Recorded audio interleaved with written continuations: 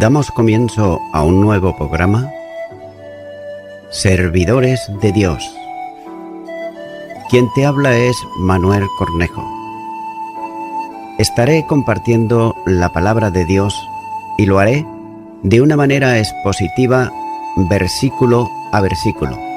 Y en esta ocasión será en el Evangelio de Marcos, capítulo 10 y versículo 33, donde dice: He aquí subimos a Jerusalén, y el Hijo del Hombre será entregado a los principales sacerdotes y a los escribas, y le condenarán a muerte, y le entregarán a los gentiles. Note cómo la primera manifestación del Señor, cuando tomó aparte a los 12, fue la determinación firme de llegar a Jerusalén, ya que ninguno de ellos podía tener la más mínima duda de que aquel viaje en el que estaba iba a cumplirse en Jerusalén. Desde la primera manifestación, en el capítulo 8 y versículo 31 de Marcos, sobre lo que ocurriría al final de su ministerio, los 12, especialmente Pedro, consideraban que no había razón alguna para que ocurriese lo que ya les había dicho, que el Hijo del Hombre iba a ser muerto. Es por eso que el anuncio sobre su muerte es extremadamente preciso, aunque en la reiteración de los dos anteriores, por ejemplo, en Marcos capítulo 8 versículo 31 y capítulo 9 versículo 31, vemos aquí que esta nueva predicción se inicia con una frase para llamar la atención, cuando le está diciendo: mirad o escuchad, prestar atención a lo que sigue. Esta precisión sobre lo que iba a ocurrir en Jerusalén está hecha desde la sombra de la cruz, que se proyectaba para él en la proximidad del final del camino, ya que la primera revelación tiene que ver con el mundo religioso que le esperaba en Jerusalén, cuando dice: el Hijo del Hombre será entregado a los principales sacerdotes y a los escribas. Por otro lado, los que habían sido opositores y detractores de él y de su ministerio promoverían y llevarían además a cabo lo que mucho antes habían determinado, es decir, dale muerte. También es interesante la precisión sobre cómo llegará él a manos del sector religioso, cuando le dice será entregado, es decir, alguien lo habría de entregar. No hay más detalle, pero en el fondo está la persona de Judas, que por precio vendería al Señor y lo entregaría en manos de los principales sacerdotes y escribas. Y la segunda precisión tiene que ver con lo que ocurriría finalmente, ya que el Tribunal Supremo de la Nación, es decir, el Sanedrín, emitiría un juicio condenatorio, sentenciándole a muerte, ya que ellos, que estaban constituidos como jueces para cumplir con la justicia conforme a lo que Dios había establecido, condenarían sin embargo a muerte a un inocente, matando así al autor de la vida. Hechos de los Apóstoles, capítulo 3 y versículo 15 dice: y matasteis al autor de la vida, a quien Dios ha resucitado de los muertos, de lo cual nosotros somos testigos. El Señor anuncia que habría un juicio sin duda injusto en contra de él, y que ese juicio se dictaría su sentencia de muerte. Y más adelante se verá el cumplimiento preciso del anuncio de Jesús, en Mateo capítulo 26 y versículo 28, donde dice: porque esto es mi sangre del nuevo pacto, que por mucho es derramada para remisión de los pecados. Los padecimientos eran conocidos en su naturaleza humana por comunicación de la persona divina en la que subsistía. Sin embargo, aunque sabía perfectamente que por el padecimiento entraría en la gloria, las experiencias no sólo del dolor físico, sino también de la angustia moral y del desamparo espiritual a que había de verse sometido, le llevaban de sobrecogedora tensión, pero sin un ápice de miedo al estilo de los mortales, ya que Jesús sabía que nunca estaba solo, sintiendo en su humanidad la gloriosa realidad de la unión vital como Dios en el seno trinitario. Nunca estaría solo, puesto que el Padre estaba siempre con él, porque Él y el Padre son uno y formaban una inseparable unidad. Juan, capítulo 10, versículo 30 dice: «Yo y el Padre uno somos».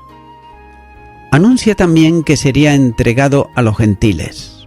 En el infame proceso hasta la muerte, los ejecutores finales del homicidio planeado por los líderes religiosos serían los gentiles, en el caso concreto los romanos, que llevarían a cabo el acto de quitarle la vida.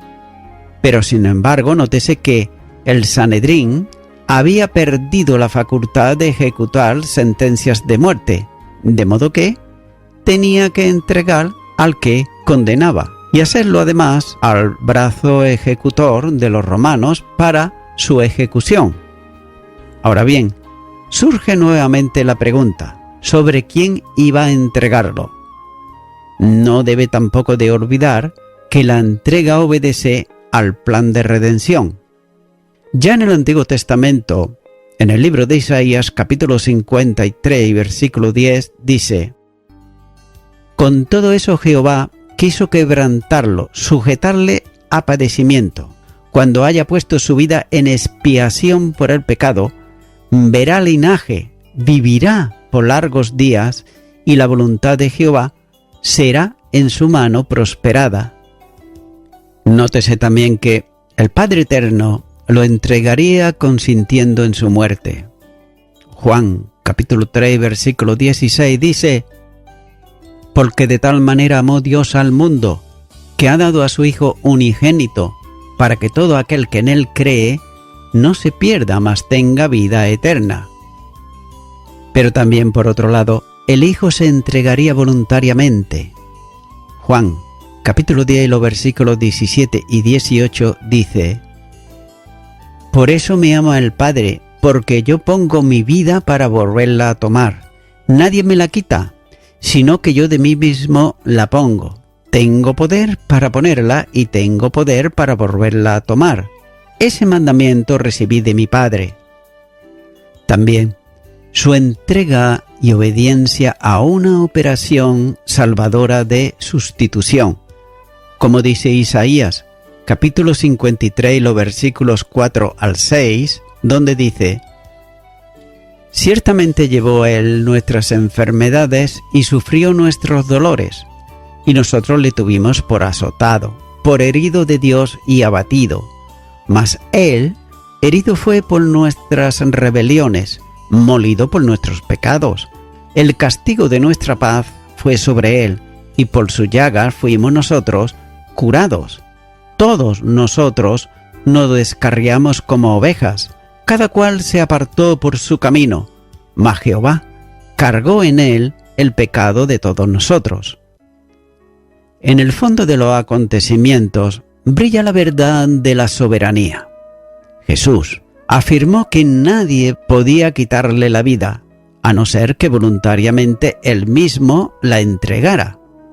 Y note cómo la entrega de Jesús obedeció a la ejecución de un propósito divino generado en el corazón de Dios antes de la creación. Así lo entendía, por ejemplo, el apóstol Pedro, cuando al predicar el Evangelio dijo: «A este entregado por el determinado consejo y anticipado conocimiento de Dios, prendisteis y matasteis por manos de inicuos crucificándole». Hechos, capítulo 2 y versículo 23. Note cómo no se trataba de un acontecimiento casual, sino de algo que determinó en el consejo divino y por tanto preconocido por Dios, ya que fue algo establecido conforme a la presciencia divina, esto es, por determinado consejo y anticipado conocimiento de Dios. La misión redentora de Jesucristo, el Hijo de Dios, había sido establecida en la eternidad antes de la creación del universo y de los hombres. En su primera carta de Pedro, capítulo 1 y versículos 18 al 20, dice: sabiendo que fuisteis rescatados de vuestra vana manera de vivir, la cual recibisteis de vuestros padres, no con cosas corruptibles como oro o plata, sino con la sangre preciosa de Cristo, como de un cordero sin mancha y sin contaminación, ya destinado desde antes de la fundación del mundo, pero manifestado en los postreros tiempos por amor de vosotros. Dios no determinó salvar al hombre porque el hombre iba a perderse, sino por determinación y propósito suyo que precede a cualquier acontecimiento en el plano de la humanidad. La segunda carta a Timoteo, capítulo 1 y versículo 9 dice: quien nos salvó y llamó con llamamiento santo, no conforme a nuestras obras, sino según el propósito suyo y a la gracia que nos fue dada en Cristo Jesús, antes de los tiempos de los siglos. Esto quiere decir que la acción que se iba a producir contra Jesús ocurrió por el propósito determinado de Dios y su previo conocimiento. Y tal propósito fue revelado por los profetas, que anunciaron los sufrimientos y también la muerte del Mesías. Por tanto, estaba profetizado antes de que ocurriese porque Dios lo había así determinado. El autor de lo que iba a ocurrir con Jesús fue Dios mismo. Cada parte del plan salvador estaba en el pleno conocimiento de Dios. La primera carta de Pedro, capítulo 1 y versículo 2, dice: elegido según la presciencia de Dios, Padre en santificación del Espíritu, para obedecer y ser rociados con la sangre de Jesucristo. Gracia y paz os sean multiplicadas. Y así también declara el profeta Isaías, en el capítulo 53, versículo 10, donde dice: mas Jehová quiso quebrantarle, sujetándole a padecimiento. Así pues, todo cuanto ocurrió con el Salvador en su muerte es el cumplimiento de lo que estaba anunciado por los profetas. Lucas, capítulo 24 y versículo 25 dice: entonces él les dijo: oh insensatos y tardos de corazón, para creer todo los que los profetas han dicho. En la eternidad Dios había respondido a 3 preguntas esenciales en cuanto a redención. Por ejemplo, ¿quién? ¿Cómo? ¿Y cuándo? Note que el que redimía sería el Hijo de Dios, en carne humana, es decir, el Verbo de Dios encarnado. Juan, capítulo 1 y versículo 14 dice: y aquel Verbo fue hecho carne y habitó entre nosotros, y vimos su gloria, gloria como del unigénito del Padre, lleno de gracia y de verdad. Note cómo el Verbo de Dios se había hecho hombre para poder morir por los hombres. Hebreos, capítulo 2 y versículo 14 dice: así que, por cuanto los hijos participaron de carne y sangre, Él también participó de lo mismo, para destruir por medio de la muerte al que tenía el imperio de la muerte, esto es, al diablo. Y la segunda pregunta se respondía mediante lo que establecía para la salvación, que se haría mediante la entrega de la vida del Salvador en precio por el rescate del mundo, como ya he leído anteriormente en la primera carta de Pedro, capítulo 1 y los versículos 18 al 20. Por tanto, la tercera determinaba el tiempo en que había de llevarse a cabo. Gálatas, capítulo 4 y versículo 4 dice: pero cuando vino el cumplimiento del tiempo, Dios envió a su Hijo nacido de mujer y nacido bajo la ley. Note cómo este tiempo había llegado y fue el momento para llevar a cabo la determinación soberana para la salvación, eternamente ya establecida.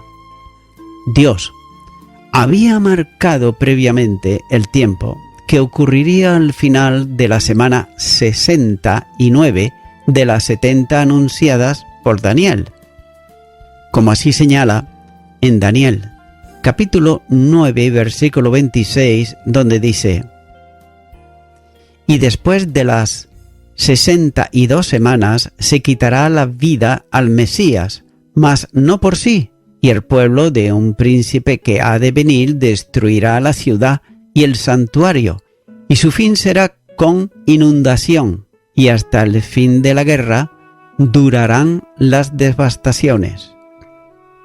También el Señor mismo había afirmado que el plan de salvación, que incluía su muerte y sufrimientos, estaba determinado por Dios y que inexorablemente tendría que cumplirse, como así dice Marcos capítulo 9 y versículo 12.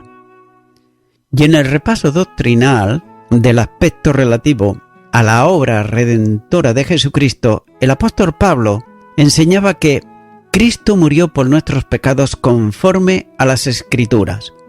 Primera de Corintios capítulo 15 y versículo 3. Ahora bien, note que no se trataba de circunstancias adversas que convergían sobre Jesús en un determinado momento de su historia humana, haciéndolo por otro lado víctima de aquella situación, ya que todo estaba bajo el control de Dios y de Él como persona divina que había dispuesto esto desde la eternidad. Por tanto, la muerte de Jesús no fue el triunfo de la injusticia sobre la justicia, ni del odio sobre el amor, ni de la ingratitud sobre el desinterés. Es la ejecución temporal del decreto eterno de Dios para la salvación del hombre, ya que la aparente derrota a la vista de los hombres es la expresión suprema de la victoria de Dios. Continúa ahora con el versículo 34, donde dice: y le escarnecerán, le azotarán y escupirán en él, y le matarán, mas al tercer día resucitará. Los judíos que entregaban a Jesús, como los gentiles a quienes serían entregado, se ocuparían en la perversidad de escarnecerle literalmente, es decir, burlarse o mofarse de él. El verbo que está usando aquí Marcos en el versículo tiene el sentido de burlarse y tiene una raíz común con el sustantivo niño, de manera que en cierto modo expresa la idea de jugar con él, chanceándose, es decir, mofándose de él. Y esto tendría un cumplimiento preciso en lo que describiría más adelante en Marcos capítulo 15 y los versículos 16 al 20. Pero además de la burla, la injuria de escupir sobre él. Esta predicción estará detallada en el mismo pasaje del versículo anterior, ya que el Señor anuncia también los azotes que recibirá en el tiempo que anunciaba. En la pasión habría también violencia contra el Señor, manifestada en golpes y azotes. Y Marco está aquí concretando la predicción usando el futuro del verbo literalmente azotar. Estos azotes se producían siempre antes de una crucifixión. El odio, que despertaba la pasión de furia más baja en el ser humano, se manifestó también en los principales sacerdotes y en los escribas en la falsa de juicio contra Jesús, en donde contra todos los principios de derecho el acusado fue golpeado, lo que incluía los mojicones que recibió el Señor. Note lo que dice en Mateo capítulo 26 y versículo 67, donde dice: entonces le escupieron en el rostro y le dieron de puñetazos y otros le abofeteaban. Esto culminaría en la brutal paliza dada por los soldados romanos, que no solo le azotaron, sino que también coronaron de espinas burlándose de él, al rendirle el burlesco homenaje como rey de los judíos. Y finalmente dice que le matarán. Los sufrimientos conducirían al término final de la pasión, que era la muerte en la cruz. Note cómo todos los anuncios hechos en esta ocasión tuvieron cumplimiento, como se muestra en este mismo Evangelio. Daré algunas citas bíblicas. Por ejemplo, la primera: sería entregado en manos del Sanedrín, capítulo 14, versículo 53. El segundo, condenado a muerte, capítulo 14, versículos 55 y 56. El tercero, sería entregado a los gentiles, capítulo 15, versículo 1. El cuarto, sería escarnecido y escupido, capítulo 15, versículo 16 al 20. El quinto sería azotado, capítulo 15, versículo 15. Y el sexto sería muerto, capítulo 15, los versículos 24 y 37. Pero como en los casos anteriores en el que el Señor anunció su muerte, incluyó también, como hace aquí, la promesa de su resurrección. Y esa es la culminación de la obra redentora y el triunfo final y definitivo sobre la muerte, ya que todos los sufrimientos en el amplio campo en que se producían en la cruz quedarían superados por el triunfo glorioso de la resurrección. El siervo que daba su vida la recibía de nuevo en la resurrección para ser el primer hombre revestido de inmortalidad y gloria. Los tremendos sufrimientos de la pasión serían la puerta de entrada para recibir del Padre título de Señor universal con la autoridad suprema sobre cielos y tierra. Filipenses, capítulo 2 y los versículos del 9 al 11 dice: por lo cual Dios también le exaltó hasta lo sumo y le dio un nombre que es sobre todo nombre, para que en el nombre de Jesús se doble toda rodilla de los que están en los cielos y en la tierra y debajo de la tierra, y toda lengua confiese que Jesucristo es el Señor, para gloria de Dios Padre. Por tanto, el anuncio de la muerte y resurrección eran el cierre magistral a la enseñanza sobre la humildad, la entrega y sus consecuencias, ya que aquellas palabras del Señor llenaron de temor a los discípulos, que completamente confundidos no aceptaban a comprender lo que le estaba anunciando, de modo que le era difícil sobrellevar las palabras pronunciadas por el Maestro. Lucas, capítulo 18 y versículo 34 dice: pero ellos nada comprendieron de estas cosas, y esta palabra les era encubierta, y no entendían lo que se les decía. Note cómo había llegado a la comprensión de que Jesús era el Mesías, pero ellos tenían sus propias concepciones sobre cómo debía de ser el Mesías. Lucas, capítulo 24, versículo 21 dice: pero nosotros esperábamos que Él era el que había de redimir a Israel. Y ahora, además de todo esto, hoy es ya el tercer día que esto ha acontecido. Hay que considerar que mientras que ellos estaban confusos, el Señor manifestaba la firmeza, la decisión de llevar a cabo la obra para la que había sido enviado. El gozo que contemplaba en el horizonte era próximo del amanecer del día de la victoria sobre el pecado y la muerte, que le permitiría gozarse en la obra y asumir el sufrimiento de la cruz. Hebreos capítulo 2 y versículo 2 dice: puesto los ojos en Jesús, el autor y el consumador de la fe, el cual, por el gozo puesto delante de él, sufrió la cruz, menospreciando el oprobio, y se sentó a la diestra del trono de Dios. Note cómo todo lo que iba a producirse era la ejecución de la obra de salvación, que abría también el camino al proyecto divino de la formación de un cuerpo en Cristo. Efesios capítulo 2 y los versículos 16 al 18 dice: y mediante la cruz reconciliar con Dios a ambos en un solo cuerpo, matando en ella las enemistades, y vino y anunció las buenas nuevas de paz a vosotros que estabais lejos y a los que estaban cerca, porque por medio de él los unos y los otros tenemos entrada por un mismo Espíritu al Padre. El Señor sabía de los sufrimientos y la muerte que llevaba inexorablemente al día de la resurrección. No sería algo lejano, sino todo lo contrario, algo próximo, cuando dice al tercer día.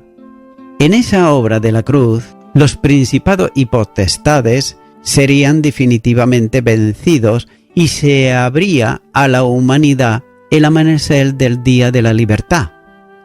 Colosenses capítulo 2 y los versículos 13 al 15 dice: y vosotros, estando muertos en pecados y en la circuncisión de vuestra carne, os dio vida juntamente con él, perdonándoos todos los pecados, anulando el acta de los decretos que había contra nosotros, que nos era contraria, quitándola de en medio y clavándola en la cruz, y despojando a los principados y a las potestades, los exhibió públicamente, triunfando sobre ellos en la cruz. Y voy concluyendo con esto. El apóstol Pablo le está diciendo a los colosenses que antes de aceptar a Cristo en su vida como el único y suficiente Salvador, ellos, los colosenses, y él también, estaban muertos a causa del pecado que ellos practicaban. Y es que, cuando el hombre y la mujer practica el pecado, está separado completamente de Dios, porque Dios es santo. La palabra de Dios dice en Hebreos capítulo 2 y versículo 14: seguid la paz con todos y la santidad, sin la cual nadie verá al Señor. Vivir en santidad significa no practicar el pecado, es decir, apartarse totalmente de él. Y Pablo, cuando les escribe a los Efesios, también les dice en Efesios capítulo 2 y versículo 1: y él os dio vida a vosotros, cuando estabais muertos en vuestros delitos y pecados.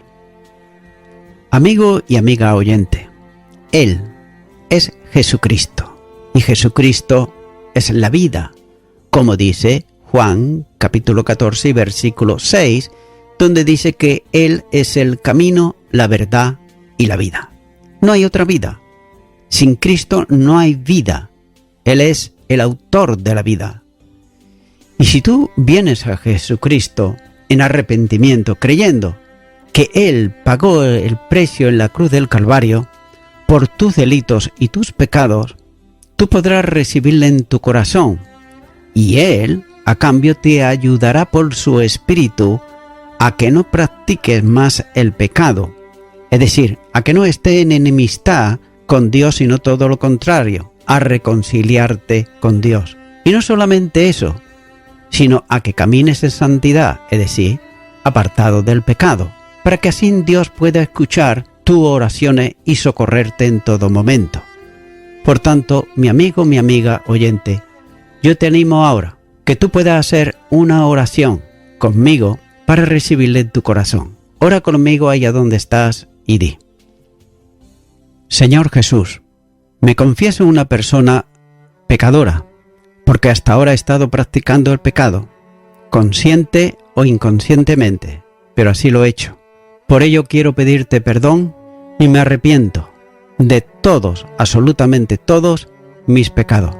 Y te recibo a ti, Jesucristo, como mi único y suficiente Salvador. Y quiero darte gracias. En tu nombre, amén. Amigo y amiga oyente, si tú has hecho esta oración de corazón, te recomiendo que comiences a orar a Dios, en primer lugar, en el nombre del Señor Jesucristo. Orar a Dios no es rezar, sino que es hablar con una persona. También te recomiendo que leas la palabra de Dios y lo hagas a diario. Comienza, por ejemplo, con el Nuevo Testamento. Y también, por último, te recomiendo que para que puedas crecer espiritualmente, te congregues en una iglesia cristiano-evangélica, donde se predique, se enseñe y se practique la sana doctrina y la palabra de Dios. Congrégate ahí y con el tiempo podrás crecer espiritualmente y también servir al Señor Jesucristo. Que Dios te bendiga.